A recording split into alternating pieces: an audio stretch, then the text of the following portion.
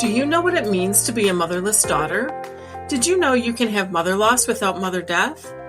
Mother loss comes in many forms, and Motherless Daughters Ministry is here to help you navigate through your particular mother loss. While you are unique, you are definitely not alone. We have 20 years worth of pearls of wisdom to help you on your mother loss journey, and we are sharing all of these pearls with you through this very podcast, Nurturing Words, Voices of Experience, sponsored lovingly by Motherless Daughters Ministry.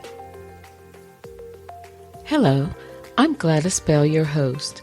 If you are new to our podcast, welcome. We are so pleased you have found us. We at the Motherless Daughters Ministry are a nonprofit organization focused on serving women who have lost or missed the loving care of a mother. You can check our show notes to find out more information about our ministry.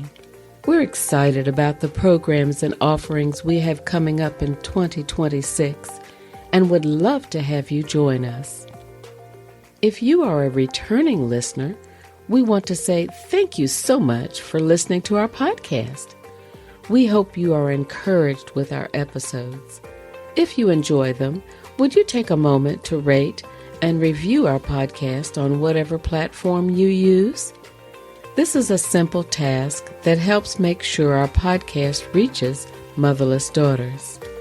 Also, if you would like to support our podcast and ministry, check the show notes for ways to donate and become involved. If you are new to our ministry, finding a sisterhood and community is such a focus of the work we do. We know that connection is so valuable. Connection between motherless daughters helps us feel less alone and seen. It helps us to stay encouraged and learn from one another. It's a vital part of our ministry. As we look to our goals for 2026, we know that connection is a big focus.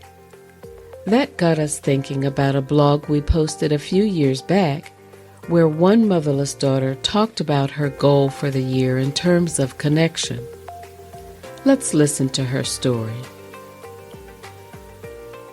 On January 1st, we have a tendency to reflect upon the previous year and think about what we can do differently to make the new year better. I used to be one of those people who made New Year's resolutions. I had a 0% success rate of keeping my resolutions.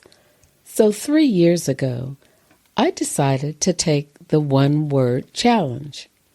For me, focusing on a single word has been much more effective than making resolutions. In the past, I have focused on words such as obey, share, and look. My one word for 2018 is connect. This year, I want to be more intentional to connect with God and the people around me. While we all have acquaintances, I believe God puts specific people in our lives that He wants us to connect with on a deeper level, to move past the small talk and to truly get to know one another. These are the relationships that I want to invest more time in. This isn't easy, but I believe it's a worthwhile investment. In order to connect with others on a deeper level, I first need to connect with the one who placed them in my life. Because of that, I'm intentionally setting aside time each day to read the Bible. I plan on reading through the entire Bible in a year, something I've never done, using the Bible Project and the Read Scripture app. Thanks to technology, we can connect with others in many ways, but I still believe the best way to connect with someone is through face-to-face, real-life interaction. If you're an introvert like me, you know that this takes a lot of energy. Because of this, I've already started praying and asking God who He wants me to connect with on a deeper level. Our time is valuable, and I want to be more intentional about who I invested in. I look forward to connecting more with God and others. What is your one word for 2018? We're going to take a short break to tell you about an opportunity, and then we'll come right back to the podcast. Hi, I'm Daniela Najoli, Director of the Motherless Daughters Ministry. Our Connection and Conversation Circles is the newest part of our holistic empowerment section of the ministry. The circles bring together women from across the country and from around the world to build community, find a sense of belonging beyond our support groups, and to share their journeys with other women who truly understand. We just wrapped up a powerful 4-week session where hearts were opened, new bonds were formed, and healing took root. So many daughters have found comfort, gained so much clarity, and made many connections in this space. And now it's your turn. Not quite sure if the connection and conversation circles are for you? Here's what other participants had to say.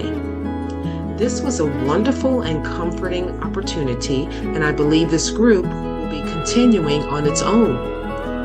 I really like the way we opened with prayer and acknowledged that there is a God who cares about our grief. I appreciate how we could share our thoughts with others in the group and how they affirm our experiences. I appreciated the confidentiality piece. It was nice to be anonymous.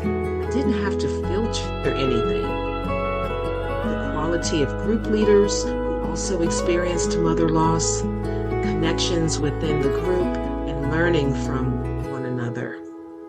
So we invite you to register today for our next Connection and Conversation Circle at motherlessdaughtersministry.com. Click the What We Offer link at the top of the website and scroll down to our Holistic Empowerment section to find our latest Connection and Conversation Circle offerings. Come as you are, and remember, you are not alone.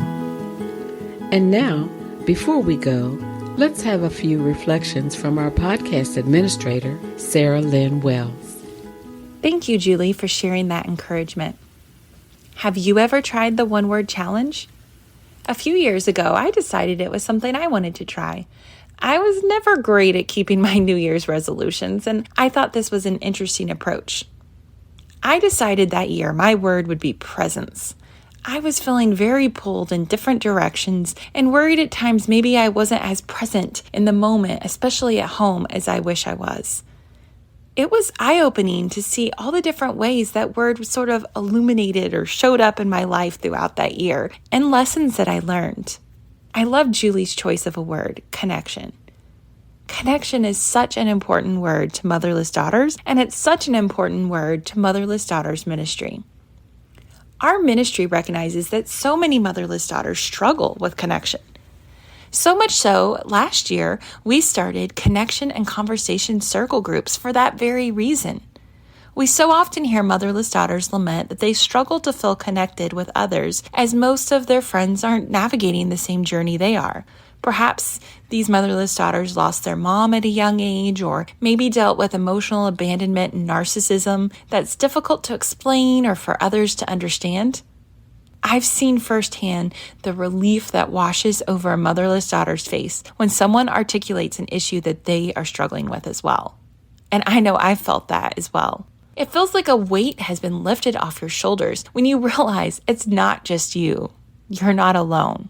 Motherless Daughters Ministry has a passion for connecting women in this journey and creating a sisterhood where others feel less alone and feel connection. But if we're honest, sometimes connection is sort of hard for us. It requires us to be vulnerable. It requires us to trust someone else. It doesn't come easily. It can be tangled with grief, fear, and trust wounds. Many motherless daughters crave connection, but fear it because of past relationships that were wounding. For many motherless daughters, especially those who've experienced emotional abandonment or narcissism from their mother, connection has been unsafe, inconsistent, or conditional. Because of that, women may respond in different ways. They may be emotionally guarded to avoid further loss or disappointment. Or they may look to over-attach to people, hoping to receive what they're missing.